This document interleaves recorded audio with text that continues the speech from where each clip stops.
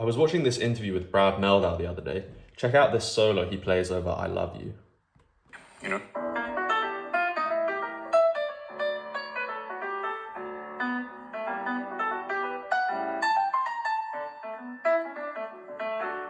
I thought there were a couple of things in that solo worth talking about. I have 3 listed down here that I want to mention. Let me just play you that solo again. 1, 2, 1, 2, 3, 4.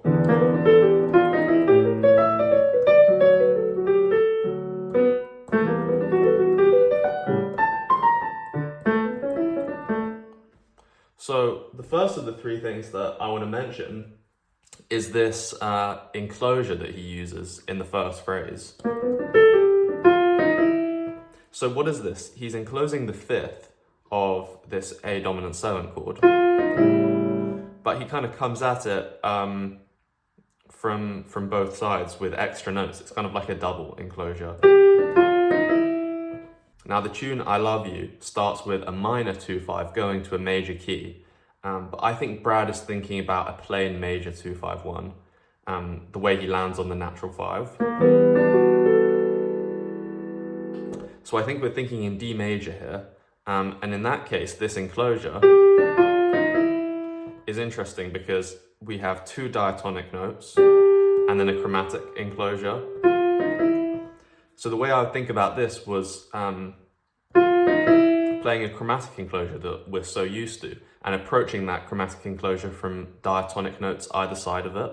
To start off with, let's just take the shapes of this solo and apply it over, let's see, this phrase is, that he plays is 8 bars long. So let's apply it over the first 8 bars of Autumn Leaves.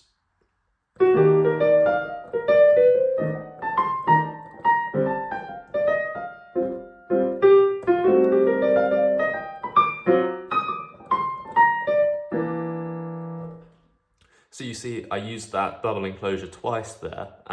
The first time, I was pretty much just playing the exact lick that Brad played. I think I played.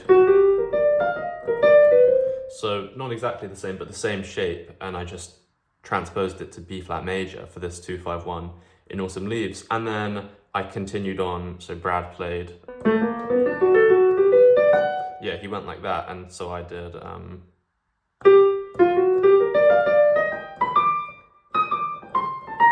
And there's that double enclosure again. Because you see we have the enclosure. I did a chromatic above diatonic, sorry, a chromatic below diatonic above here. But you can see I approached them with the 2 diatonic notes. I could have gone like this. In fact, I think that sounds better. So I maybe could have done.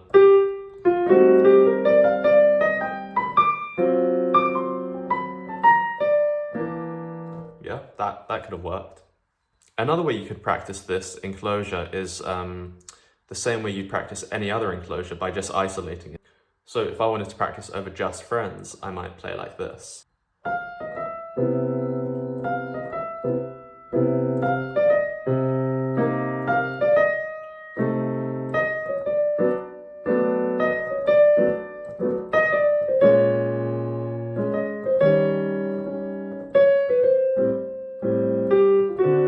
So instead of a chromatic enclosure, I could just practice this double enclosure.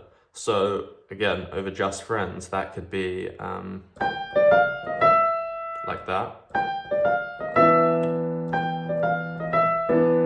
And then for the C minor, I'd think, okay, a chromatic enclosure. I actually don't think that the chromatic enclosure works so well here, so I might do what I did on Autumn Leaves and go for a diatonic chromatic enclosure. And just approach those tones from their diatonic neighbors. So we could go like this.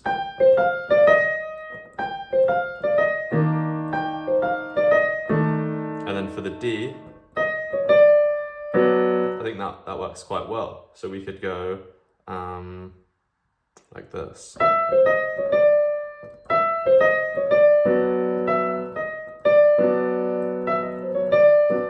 The next thing I want to talk about is probably my favorite part of this lick, and it's this syncopated note that Brad uses to kind of prepare the next phrase.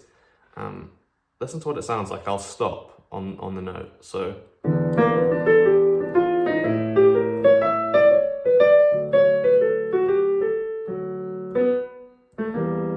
There. He prepares this triplet that kind of shoots up the keyboard with just one note. I think it's really great. I'll play it once more.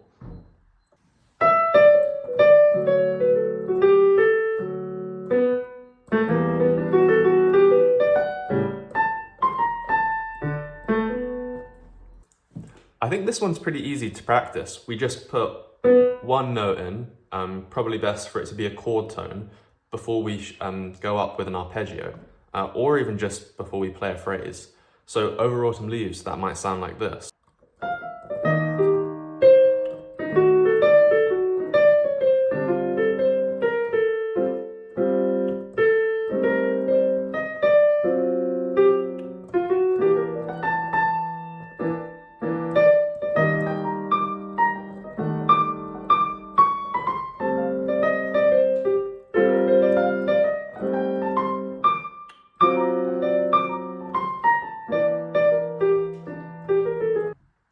I think that's a super cool way to create some syncopation and connect phrases together. So I'll definitely be using that in my own playing.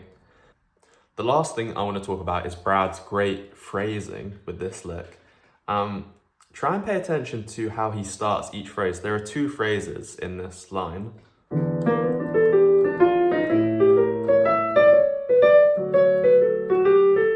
That's phrase one.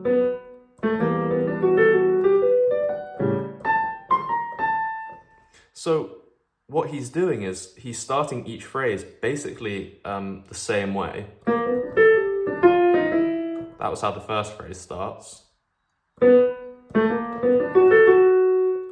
So he's starting them with the same kind of triplet arpeggio going up.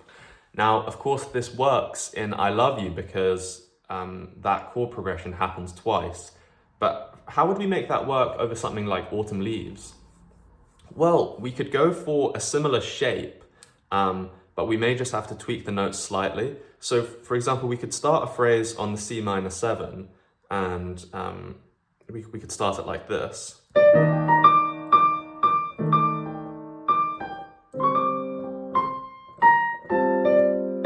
Okay, so I just played something really simple, but the important part was that we started it like this.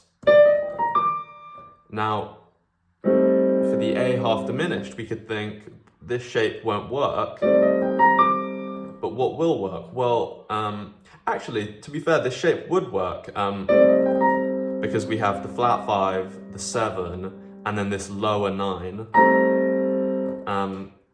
which is technically the natural 9, because that's the 9 you get if you build this from the harmonic minor scale.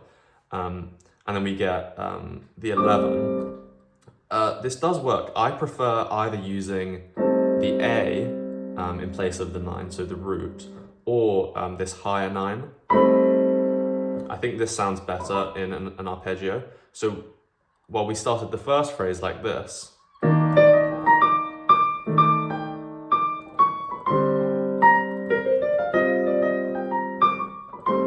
we could start the second phrase like this. So first phrase. And what that does is it just builds a great connection between our phrases, and that's going to make our solos sound less random if we practice that trick. The other thing Brad does with his phrasing is, so he starts each phrase the same way, and then what he does is he goes up the keyboard with arpeggios,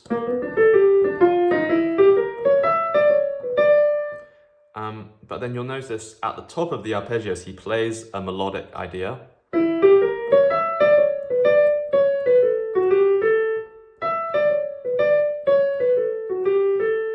And then the second one.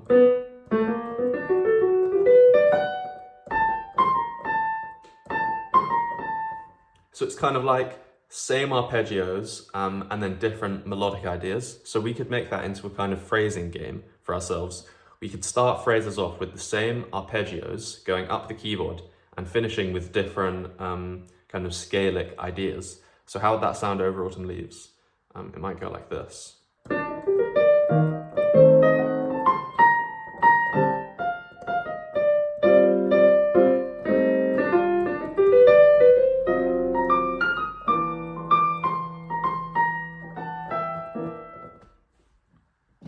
So these are 3 great techniques to practice, and you can do this over the first 8 bars of Autumn Leaves like I've been doing, or you could take this to different tunes. And by the way, if there are solos that you like and you want to learn how to extract concepts like this, then you can check the link that I have in the description.